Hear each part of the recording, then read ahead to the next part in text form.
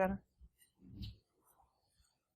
This is Keirsten Williams, and she is a cybersecurity professional with several years of experience in the areas of data security, compliance, and policy development.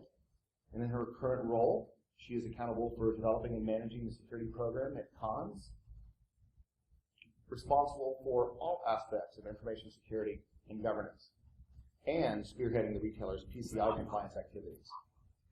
Ms. Williams recently passed the new CISP exam and is both CASP and Security Plus certified, and she holds a bachelor degree in business management and is pursuing her master's in cybersecurity and an MBA, a dual degree.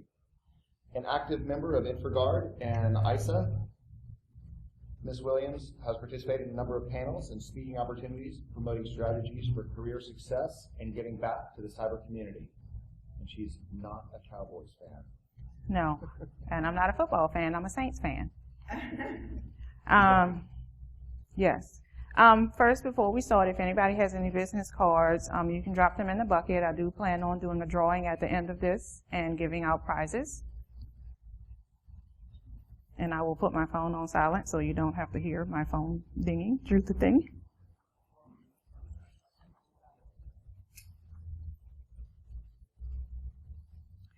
He just gave you all of my information, so I won't bore you with all of this, telling you about myself. Our agenda for today is we are going to have fun. We're going to talk. I'm going to give you some tips on passing the new CISSP exam. It has changed effective April of this year. It's no longer just a multiple choice exam. They've made it a lot more painful. They've added some simulation-based questions, and they've added the questions were long-winded before. They're even more long-winded, and so I'll just be sharing my experiences with you so to help you pass it. Ways to win executive support for funding for your projects. I'll discuss negotiation strategies with you. How to take charge of your career. Networking for success, and at the end, drawing for prizes if you want to share your business card. I'm not a vendor. I will not be contacting you trying to sell you anything, so you don't have to be hesitant to share your business card. It's just for the drawing. Oh, I'm sorry. That might help. And if anybody, if you don't have business cards, I do have these blank cards up here. You can put your information in. I have pens here too. No, you're fine.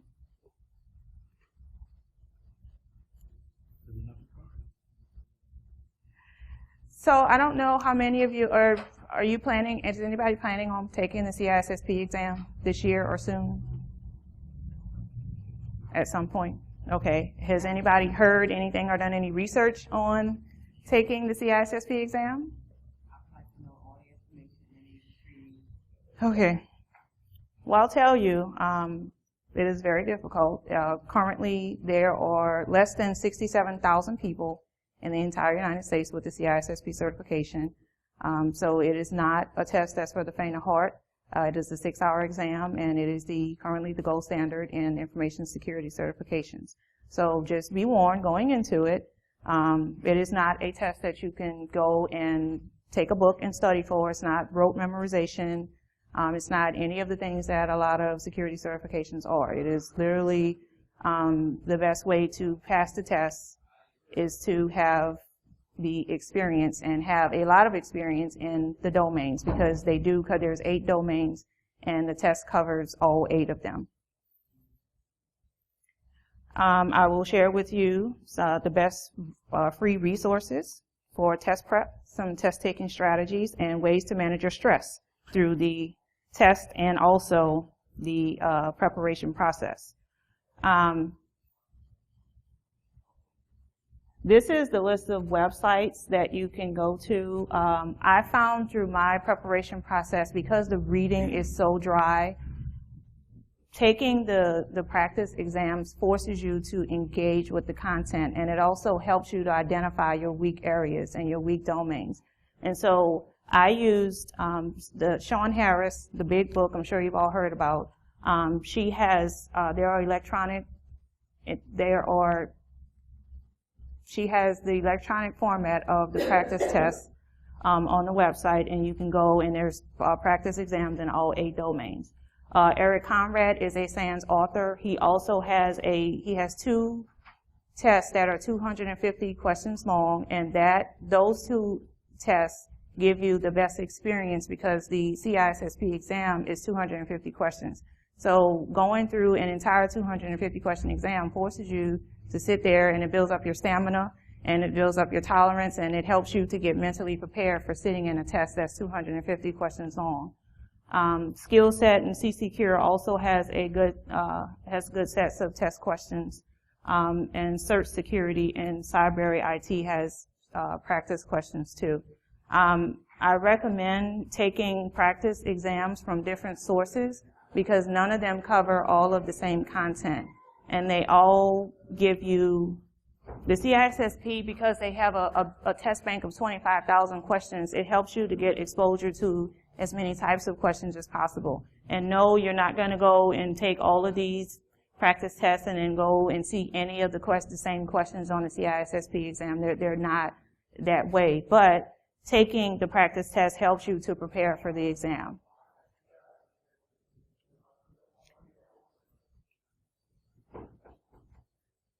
In order to pass this test, you have to have a plan. It is not a test that you can go and study for 2 weeks or go and cram or go in. I wouldn't even say you can take just a boot camp and go and pass the test, unless you have sufficient experience. But just in my going through this process, for me, the studying, because I did a SANS boot camp earlier this year too, and I went and took the exam. But after going through the entire process, it wasn't just the boot camp that helped me. It was because I'm in a situation where I have to have my hands in all 8 domains on a regular basis. Having been a one-person team for 3 years, I was able to have the context around what was it that the question was asking, because the questions are so long-winded.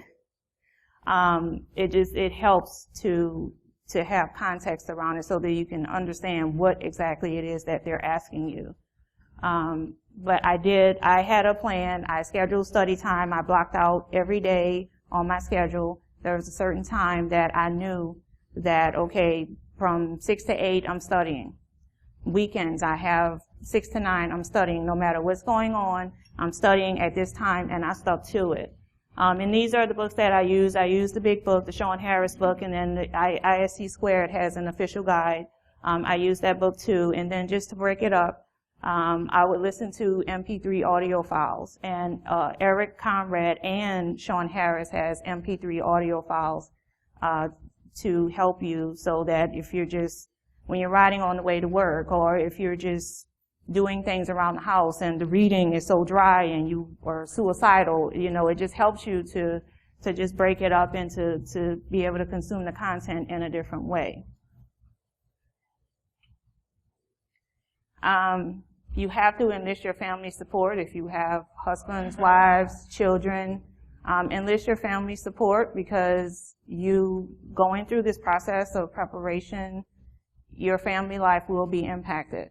It is very difficult, but you have to get your family on board. When I was studying for my exam, I told my family, I can promise you clean laundry for the next few months, and that's it.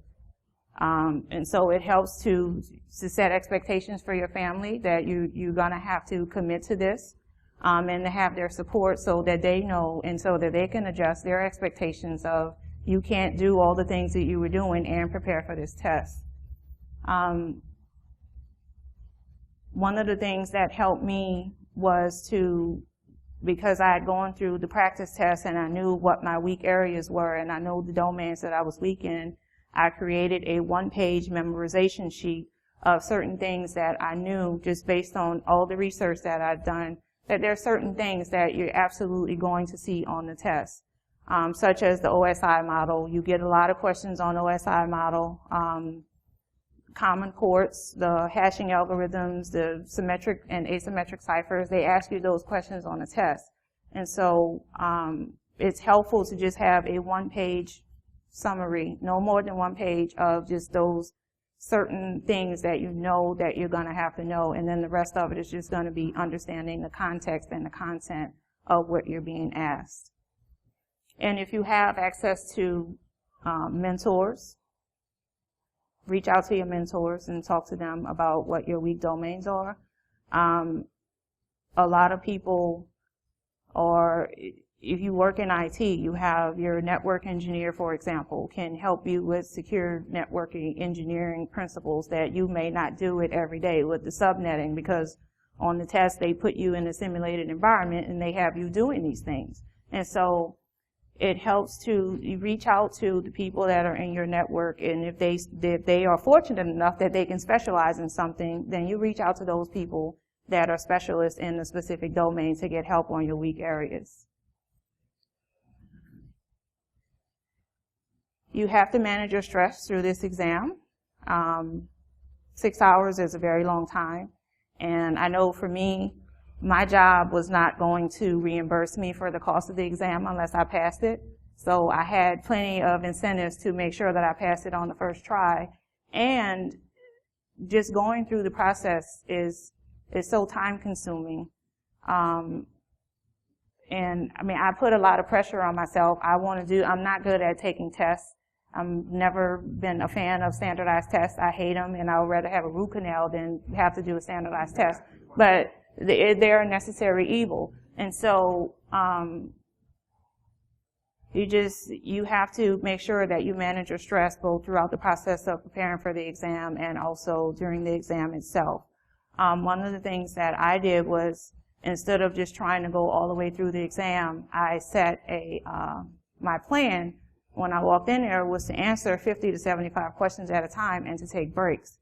And again, because the questions are so long-winded, and some of them, they're mixed up between multiple choice questions that they're so long you don't even know what they're asking you, and then other ones where you're in a simulated environment, you have to manage that stress and take breaks, because otherwise it'll drive you crazy.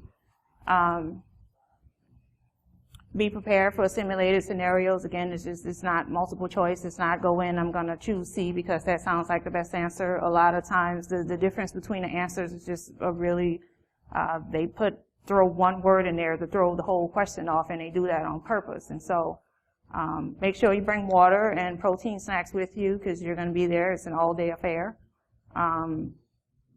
Don't try to go in there with anything written on your arms. We witnessed that too. They make you take off your jacket when you go in there, so don't try to like have the OSI model on your arms, or don't try to have anything written on your arms. They make you take everything off when you go in there to make sure that you're not coming in with any kind of competitive advantage. And at the end of the test, go back over your answers one final time before you hit submit. When I finished all of the questions, I took a break, had a protein snack, drank some water, and they don't allow you to leave the building, so please don't try to plan to leave the building or look at your phone or anything. You won't be able to communicate through the 6 hours. Go and have your protein snack, drink some water, relax, and then go back with a fresh set of eyes. Look over all your answers, and you're confident, then you hit submit. And depending on how lucky you are, because the test is new, they just changed it in April of this year, you will either get a congratulations you passed, I'm sorry you failed, or you have been chosen for a random audit. And so you have to wait to find out if you passed the test. Yes. Yes, that is what because it's a new exam. This is what they're doing. So you may or may not find out the same day whether or not you pass the test. Just a forewarning about that too. And I don't know how long they're going to do that. It's just because it's new. And a lot of people that I took my SANS boot camp with, some of them were chosen for the random audit. And so we all kept in touch with each other. We have a Google group set up so that when people go and take the exam, we can let each other know what the results are. What to expect, how did you do, that sort of thing. So just be prepared. You may not find out your answers the same day. Any questions? I want this to be interactive. Please don't just stare at me. Please, if you have to leave so they have you. Yes, they have lockers set up outside. There's a lady, you go in there, and then that's another thing I need to tell you about too. It's not available at any time like the other certifications. So you go in there, and they have lockers. They give you a locker. They take your ID. They take your fingerprint. They take your palm print. Yes. They take your palm print. They take your fingerprint. They have you to take everything off before you walk in the room. They escort you to the computer. And when in between breaks, if you want to leave the room, you have to raise your hand. They have to come, and then somebody checks you out of the computer. They walk you away. They take your palm print when you're walking out of there. And then you can go in your locker, but you can't leave the building, so you can go in your locker and get food. They tell you you can't check your phone or anything, but you can take food or water out of your locker, and then you can step right outside where they can see you, and then you can go to the restroom. But there's just a hallway, and then there's a camera so they can see you only going to the restroom and not going anywhere else. So it is that serious. Yes. Yes, I did pass. Thank you. Sorry, before we go on, any other questions about the CISSP exam? No, going once, going twice. Okay. Ways to win executive support for funding. I have the sales statistics screenshot here because I don't know if you all are aware where you are in your careers, but in case nobody has broke the bad news to you, in security you have to be a salesman. You are constantly trying to sell something to the business that they don't see, that has a direct line of sight into how it's going to make them more money.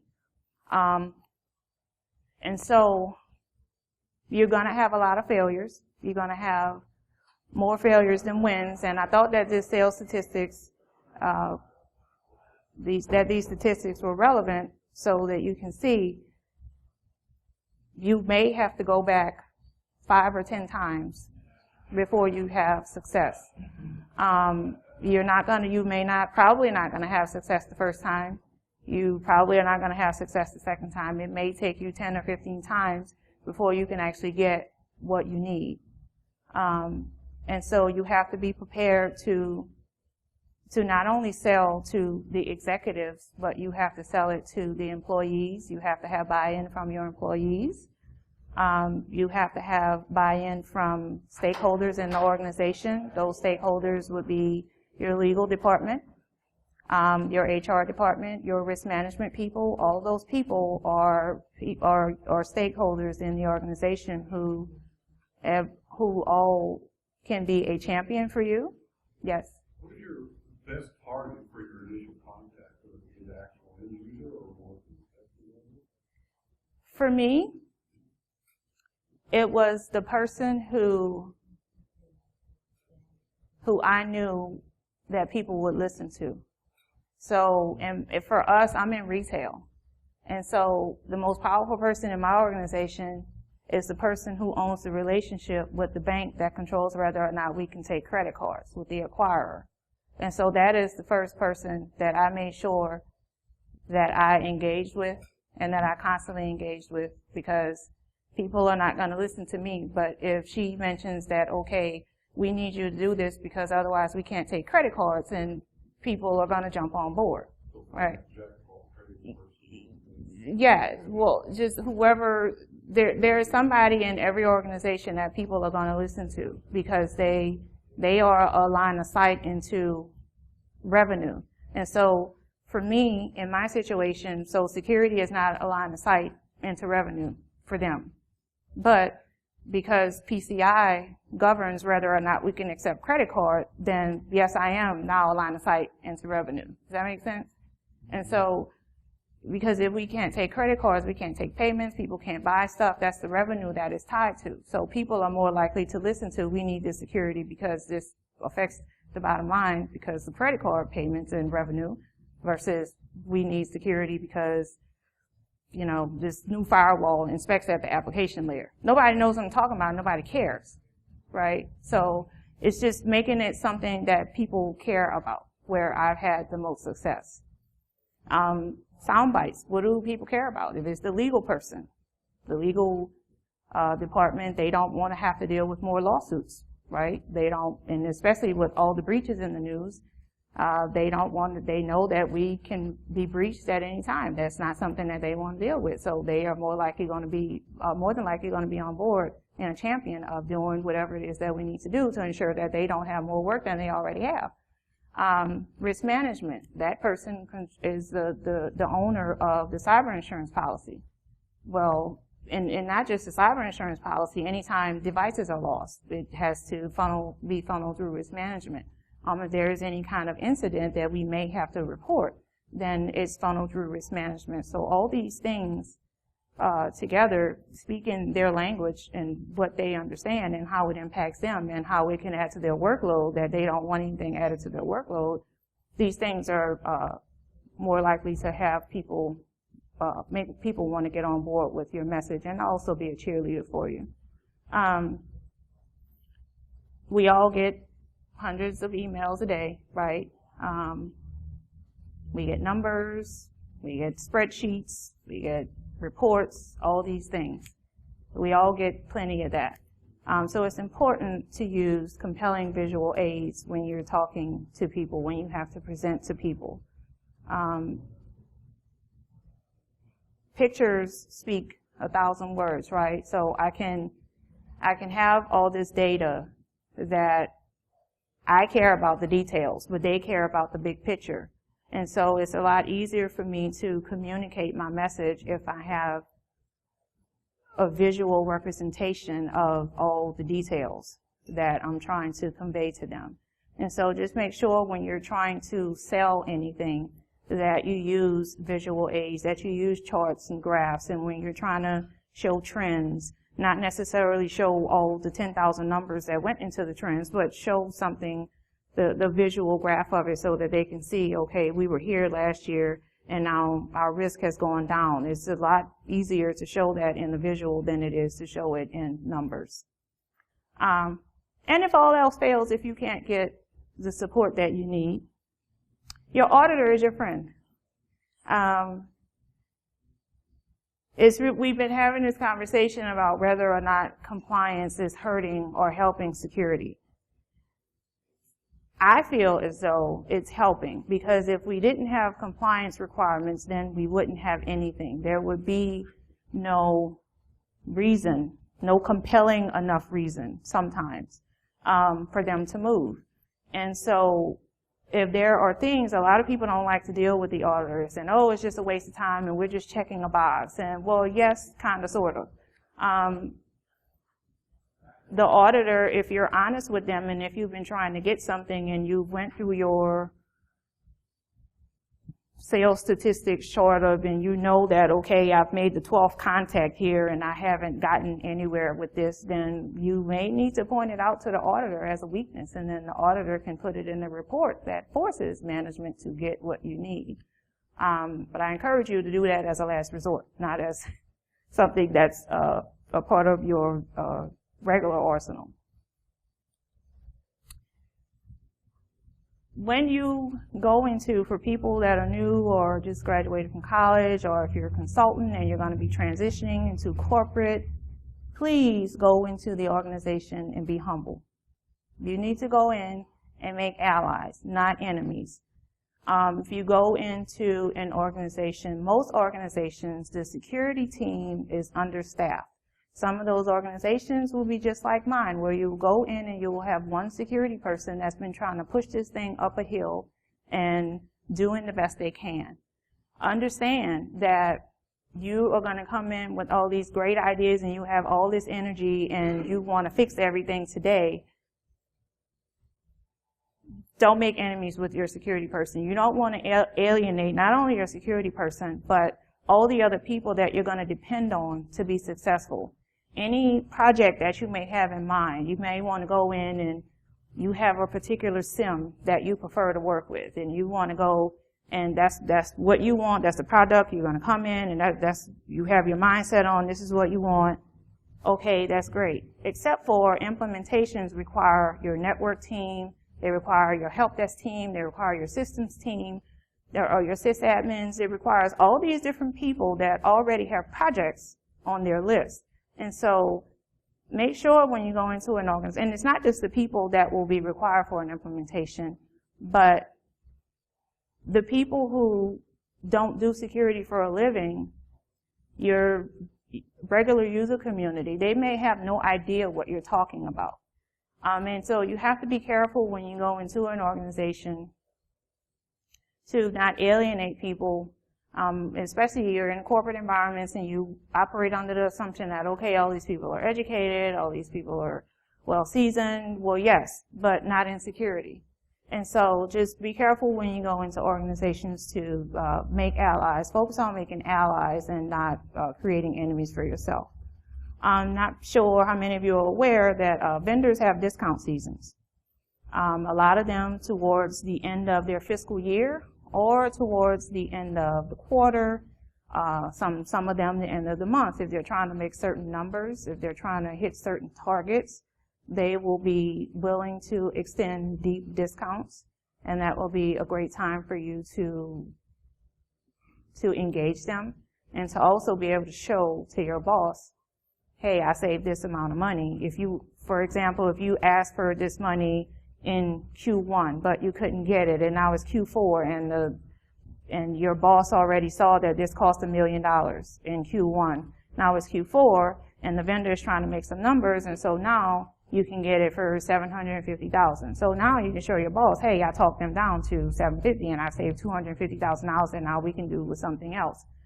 So just be aware of your vendor discount seasons, and not when you have a project that comes to mind, a priority that comes to mind, don't let the first vendor engagement be the one that you go with. Make sure that you time it and try to pull enough information out of them to understand when their fiscal year is. When is it that they're more likely to negotiate? When is it that they are trying to hit their target numbers so that they will be more willing to bend, and you get what you want and they get what they want. And also make sure that you're nice to your vendors, because first of all, they can be the person that gives you another job opportunity in the future. And also when you're getting discounts from them, that is something that you make sure that you're leaving room on the table so that it's a win for everybody. When you're talking to end users, when you're talking to the business community, when you're talking to anybody, you cannot approach security from what is in this for you. What is it that you're trying to accomplish? Especially in your organization, you have to approach it with what's in it for them, because that's all people care about. Everybody has their motives, right? For end users, it's, for example, they want to be able to get raises at the end of the year. Okay, well, if you stop clicking on links in emails and we stop having so much malware, maybe there will be time left over or money left over to give bonuses at the end of the year. It's those sorts of things. Executives, you know, what's in it for them? Well, you can lower your risk profile so that you can save money on insurance premiums and so that you're more attractive to investors. Just making sure that you present whatever it is from their position so that they see what's in it for them, and that nobody feels like they're losing. Everybody walks away from the table feeling like this was good for them, like they won. You didn't get over on them. It was them. They were in control. It was their idea. That's always a good thing to do, make them feel like it was their idea. And then everybody feels like they won. Both. Taking charge of your career. There are different ways to do that. One of my favorites is the Ugly Duckling Projects. And in my experience and talking to people at ISSA and just being in the industry, PCI is one of those ugly duckling projects that nobody wants to touch. And compliance in general, people tend to not want to touch it. There's a lot of accountability that comes with it.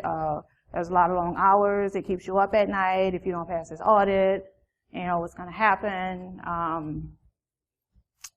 DLP is a messy project. People may not want to touch DLP because it's something that it's one of those ugly duckling projects that people just don't want to touch. The Internet of Things right now is out, and there's a lot of research that needs to go into that. It's something that people don't want to touch. And so whatever that thing is in your organization that nobody wants to touch, figure out what that is and own it and tackle it and be a champion of it. Be confident about it and go for it. Because, again, because there's such a shortage of security professionals, if you're in general IT and trying to figure out how to get into security, if you're making a career transition and you're trying to figure out, okay, how do I do this? How do I make this happen? You find those projects that nobody wants to do and you tackle them. It may be volunteer research that you do that can put you in front of somebody that can give you your next opportunity. So whatever those projects are, you go for them and take ownership of them, and you can create opportunities for yourself. Finding gold in trends. Right now, we were having this discussion last night about companies moving, everything is going to the cloud. That's the trend. And if you look at the ISC Squared and Booz Allen report, the top two items are cloud security and application security, and what they're going to be looking for in the next 3 to 5 years. So that's those two, it's the tops of their concerns. And so because this changes so much, it's changing so fast, and you have to keep on top of it. The best thing to do if you're trying to figure out where to go, how to make your mark, go and look at what the trends are. What are executives asking for? It's in the reports. It's in the Verizon data breach reports. It's in the ISC Squared workforce study reports. The information on the trends are out there. And so it's going to be up to us as professionals to, if we want to stay competitive and have long-term careers, is we have to make sure that we are aware of the trends and maintain our training, maintain our skill set so that we can be ready for the security environment of tomorrow. And also make sure that you're investing in you. Security requires ongoing education and training. If your company provides training, I know we're all busy, take time to train, because your company may not be open tomorrow. There's hundreds of thousands of people that have been laid off here recently in oil and gas. There's a lot of mergers and acquisitions going on right now. You have to make sure that you are always investing in yourself. And if you don't know what training it is that you need to take, a good way to come up with an idea is to look at the job descriptions that are available right now and see what companies are asking for. Because you have to be outside of your organization, you have to be ready to take advantage of opportunities for yourself. So make sure that you're always investing in yourself with ongoing training, get your certifications, your technical skill set. This is a great opportunity, learning the soft side of the soft skills that you need, because security is people, process, and technology is last on the list for a reason. And so you also have to be cognizant of and ensure that you are investing in both your soft skills and your hard skills.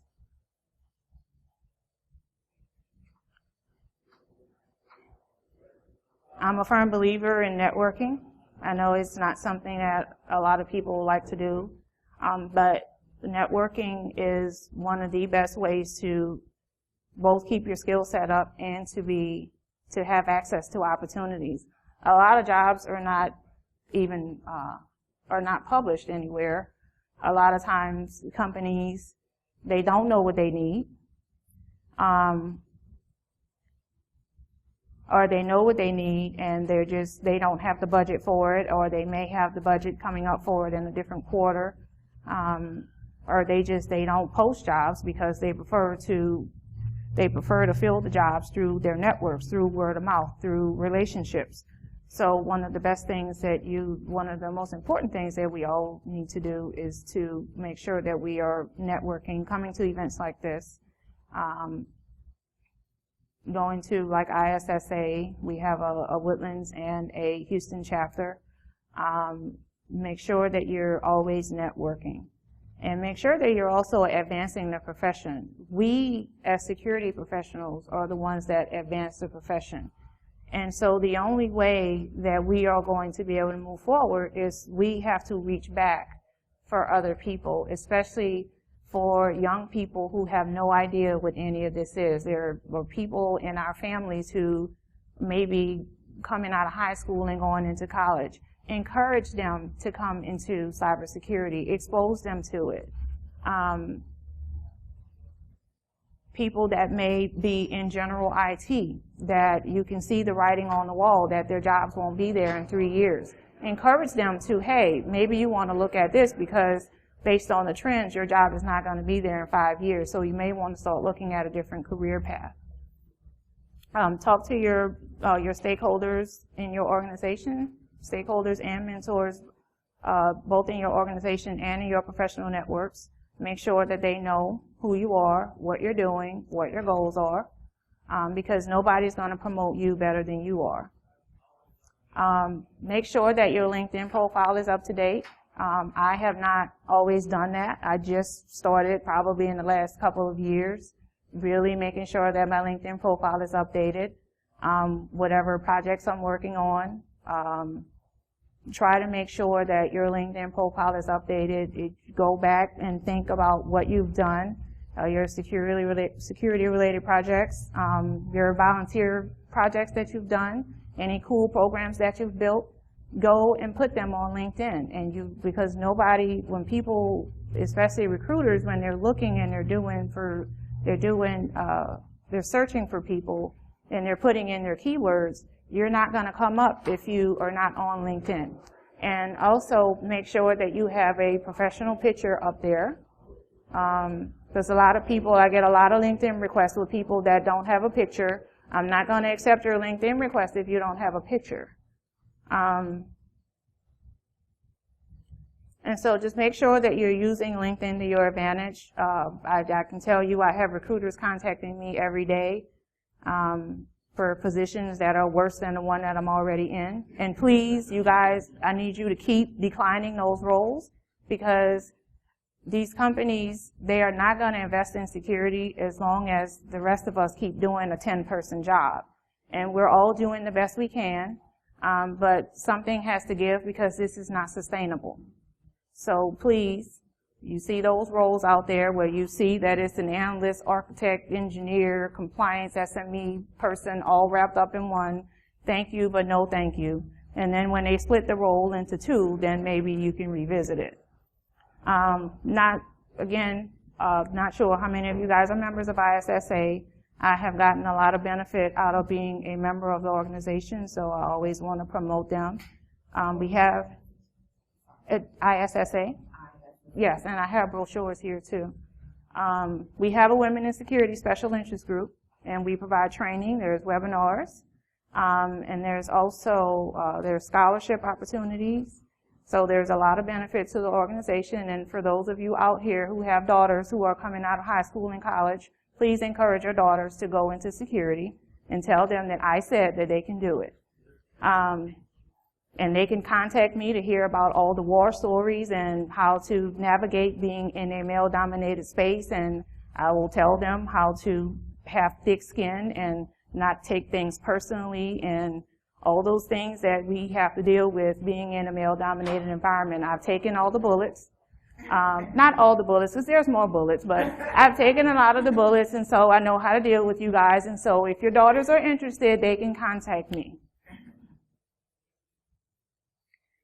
Some key takeaways that I hope you guys have gotten from this. I want you to have fun, not just here, but in this profession. Don't take it too seriously. It's a lot of hard work, and it's one of the most thankless jobs on the planet, and I think that we are underappreciated. I don't think anybody understands what we do but us. So have fun with your job, have fun in your career. Don't take any of this too seriously. Make sure that you have a positive attitude and that you're always out promoting the profession, because with 67,000 CISSPs in the country, the whole country, we need help. So have fun, promote the profession. Those of you planning on taking the CISSP exam, yes, it is difficult. Yes, it will give you gray hair. It's a traumatic experience. It will make you drink a lot afterwards. All those things. Yes, it'll have you suicidal. Yes, all of that. It's all those bad things that you've heard. And it's also, I see, when I started thinking about taking the exam 2 years ago, there's all these reviews out here, you know, the CISSP is worthless and this doesn't make any sense and all these things, and being a CISSP doesn't make you a good security professional. Okay, yes, that's fine, but you know what, having an accounting degree doesn't make you a good accountant. Having a JD doesn't make you a good lawyer. That doesn't mean that you don't pursue excellence in the discipline. And so I encourage you, if you don't have your CISSP, to go for it. Know your business that you're in. Know your business cycle. A lot of times, the cycle that your business is in is going to determine whether you can get investments. It's going to determine whether you can get support. It's going to determine how you can move things forward in your organization. And so you have to know your business, know who the stakeholders are in your business, know who the movers and shakers are, know the people who can get things moving. Know the people who you may have to just mention something in general conversation that they will turn around and have in a general conversation with the person that needs to hear it. Even though you've said it 17 times already, it just takes that one person to say it that one time, and they're like, hey, we should probably look at this. And I'm like, yes, that's a great idea. And then it moves forward. Security is not a dictatorship. I was at an event last week where one of the security professionals mentioned that he dictates what needs to happen to the business. That's not a good idea. Do not try to dictate anything. The business will ignore you. The business will hate you. You'll spend enough time getting ignored and hated already. You don't need to add to it. You need to form allies in your organization with the business and with the people in your IT group. Speak to people in their language. Most people outside of security, again, have no idea what you're talking about. Talk to them in the language they can understand. Don't talk to them you just finished your college course, and so you're going to talk to them in all this academic language. They don't know what you're talking about. They don't know anything about your firewalls. They don't care. They don't know what a SIM is. They don't care. Talk to them in their language about the things that they care about. Always frame the conversations with your stakeholders about what is in it for them. That is all they care about. If you can do that, then you form allies, you have cheerleaders, you have supporters, you have people advocating for you and your initiatives in the business, and that will make it a whole lot easier to move the security program forward. Choose yourself. Always invest in yourself. If you're with a company that pays for training, take advantage of it. Even if you feel like, you know what, I'm too busy. I have this big project. I have 10 million things going on. I can't get through my emails for the day. I certainly can't leave for a week and go do training. Yes, you can, because the fire is still going to be there when you get back, because you know why? Nobody cares about it but you. So take advantage of your training so that if you're in around the layoffs, at least you've taken training. If your company closes down tomorrow, at least you've taken training. You've kept your skill set up. Invest in yourself first. And last but not least, always give back to the security profession. Reach back, talk to high school kids, talk to your sisters, talk to your neighbors, talk to other people who are in general IT, even the people that don't have IT or technical backgrounds. My bachelor's degree is in business. I have found tremendous success in IT security with a business background because I can talk to the IT team and I can talk to the business. And I can bridge the gap between both of them. It doesn't matter who it is. And so when you're talking to your kids or people that are coming out of college and they're like, well, no, I can't do that because my degree is not in computer science. Your degree does not have to be in computer science to be a security professional. What you need is passion for the discipline, and you also, obviously, you need the aptitude to be able to do it, and you're going to need some thick skin. But it's those things that people need to know about that, so that people know that they can go into the field. Any questions, comments, jokes? Throw paper at me, anything? Okay. Because I'm a security professional, I know that we all fall into 3 buckets. You're either going down a rabbit hole with incident response, and so you need your coffee all day and all night. Or maybe you're in a master's degree program like I am, so you're burning a candle at night, just trying to stay focused and finish a project. Or you have a job that you have to drink to cope. Or you both. You have both. You have to have coffee to start the day, and you have to have liquor to end the day because there is no other way to function.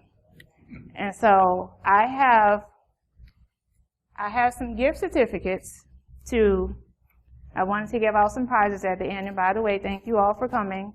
Has everybody put their business cards in here? I'm not a vendor. I'm not going to contact you to try to sell anything. I'm in corporate America, so you don't have to worry about any solicitations or anything. So I have some prizes, and sure.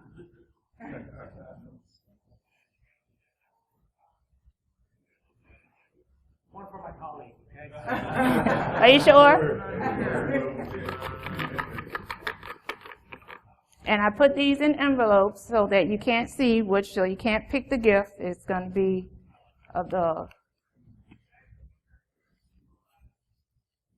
the luck of the draw here. So, would you do the honors?